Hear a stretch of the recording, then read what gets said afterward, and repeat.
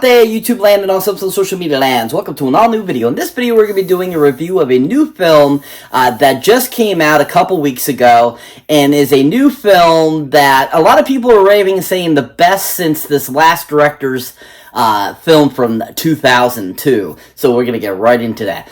So before we do that, make sure you hit that subscribe button so you don't miss this video and the other videos I put up. As always, people, if you enjoy my content here on YouTube, definitely check out my other social media platforms such as Twitter, Facebook, Instagram, TikTok, all those great places I pretty much post on a regular basis, so definitely check those out. As always, people, let's get right into this.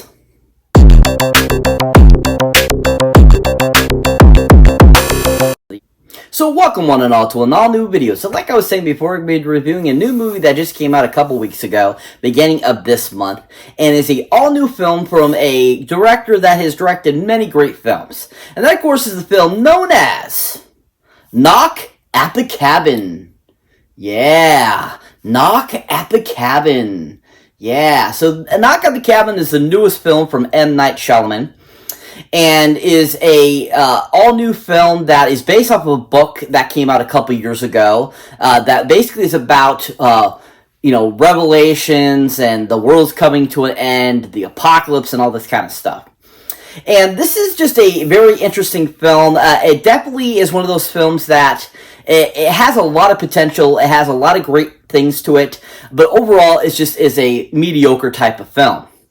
Like I was saying, this is directed none other by the great legend himself, Mr. M. Night Shyamalan. Oh yeah, Shyamalan, woo, M. Night, woo.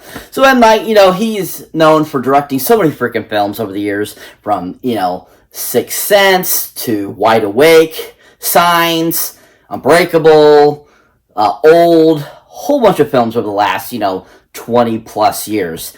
And he is just a really fantastic director, usually makes really decent films. And of course, all directors usually have some stinkers in their lifetime, but this one definitely is one of those ones that I feel is in the middle for him. He definitely had a lot of great potential to it, but overall it just was an okay film. There's a lot of dead space, and I felt that he could have done so much more with the film and adapted better from the book that he got the information from.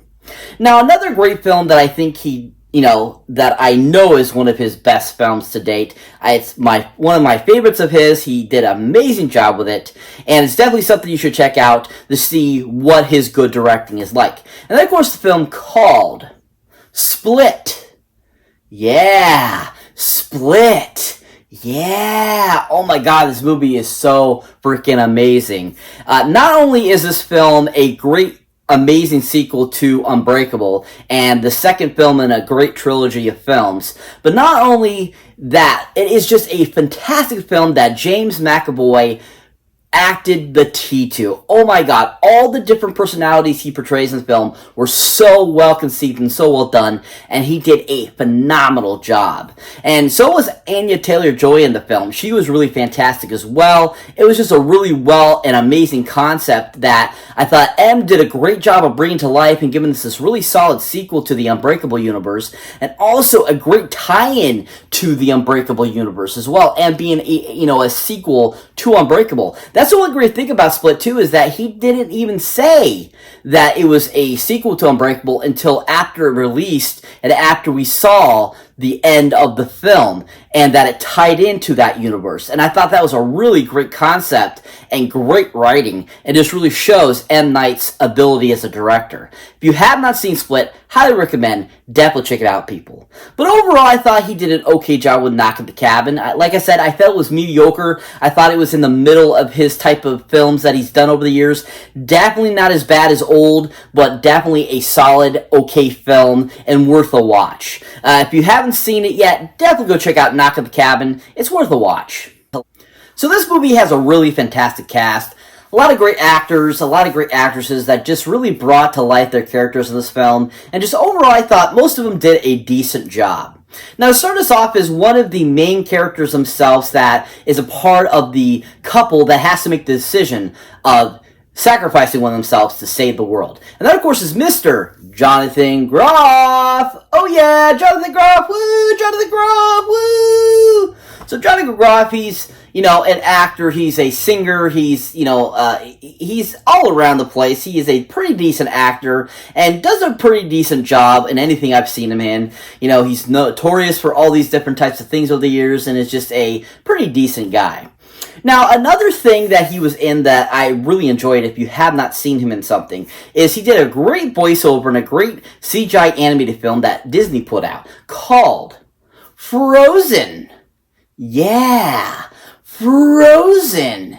Yeah, this is a solid CGI animated film brought to you by Walt Disney Pictures, and Jonathan Groff plays one of the main characters in the film, and he does an amazing job of bringing that character to life and giving some great singing voice options in this film, giving some great songs, giving some great performance in animation form, and just all around was a really fantastic character to that film. And I just thought Jonathan did a great job of giving us life to that character, and just he's an amazing singer too as well, and I absolutely loved every song he sang in that film. He did a really great job. If you have not seen Frozen for Jonathan Groff's vocal performance, definitely check it out. It's worth the watch. It's a really fun film and a great addition to see what else Jonathan Groff has done. But overall, I really enjoyed Jonathan Groff in the film. I thought he did a good job. I liked where he took the character. I liked how he played the character, and I liked how his character made it, pretty much like a evolution throughout the film, and how he really evolved from what he started out in the beginning of the film to his, evolution of what brought him to the choice he makes at the end of the film. And I thought he did a decent job. If you haven't seen anything Jonathan Groff's been in recently, definitely check out him out and Knock at the Cabin. He did a pretty decent job. So that brings me to the next actor I'd like to talk about that was in this film. And by hands down, this is probably my favorite character in the whole film. He was dynamic. He was amazing. Absolutely loved in this film, and I thought he did a superb job. And that, of course, is Mr. Dave Bautista. Oh yeah, Dave Bautista, woo! Dave Bautista, woo! Dave Bautista rocks, man. He is so awesome. Absolutely love him. I think still to date, I absolutely love him as Drax in the Guardians of the Galaxy films.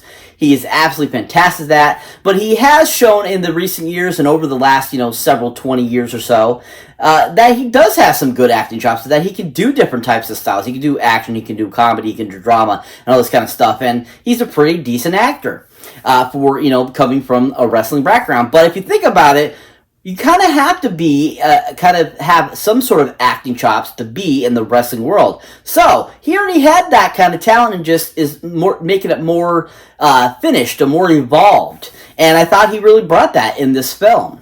Now, another great film he was in that I think he doesn't get enough credit for how fun he was in this film is just a really great action comedy film starring Kumar Nanjiani called Stuber.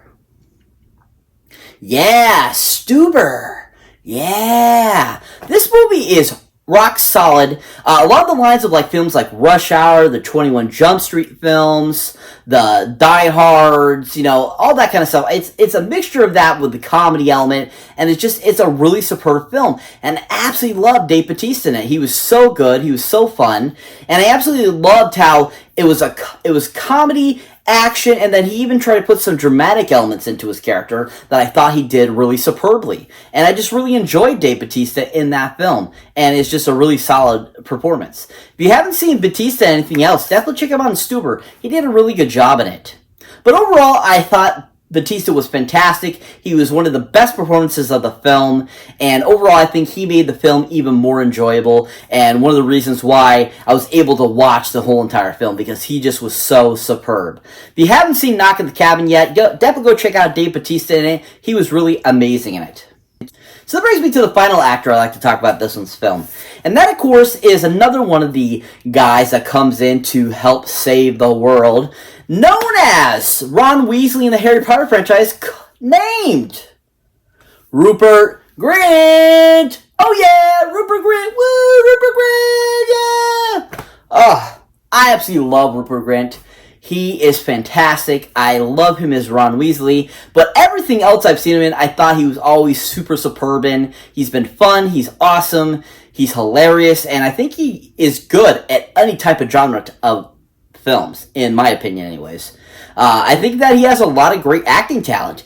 And, because of how many years he did Ron Weasley, I don't think a lot of people would take him as seriously because of, always knowing him as Ron Weasley. But, you know what? If you can get an iconic character like that, and you are memorized and memorialized and remembered even after you die as that character, that to me is a success in the business, because that is awesome to be always remembered as that character. And he will always be remembered as Ron Weasley because he was perfection as that character. But I really enjoyed him in this film. I thought he did a good job, even though it was a very short part in the film. Still, we got to see him in kind of a few flashbacks, but other than that, he just was so superb. And what little screen time he got, he was absolutely amazing. And the accent that he put on for the character being American versus his, being from the United Kingdom, he did a superb job with that too. He was just so super fantastic. But, if you're a fan of Rupert Grint and haven't seen him in anything, and you haven't seen him in this series, you definitely got to check it out, people. But he was amazing in the Harry Potter series. Oh, yeah! The Harry Potter series! Woo! The Harry Potter series! But you definitely got to check him out in that, people, as Ron Weasley. He was so fantastic. So awesome. Just so amazing. And he just was so superb in that film series as that. But another unkept gem, I think, that he doesn't get enough credit for how fun he was in, was a great film that came out in the early 2000s as well, around the time he was filming the Harry Potter films, called Thunderstruck. Yeah, Thunderstruck. It was a really superb film that he was in as a kid, and I absolutely loved him in it. He played like a scientist kid, and he's like supposed to be super smart, and he did a fantastic job of that. So if you haven't seen that, highly recommend check that out. But if you are a huge Rupert Grint fan, highly recommend go check him out in Knock at the Cabin right now. It is a fantastic performance by him, and it's really worth a watch to see Rupert Grint.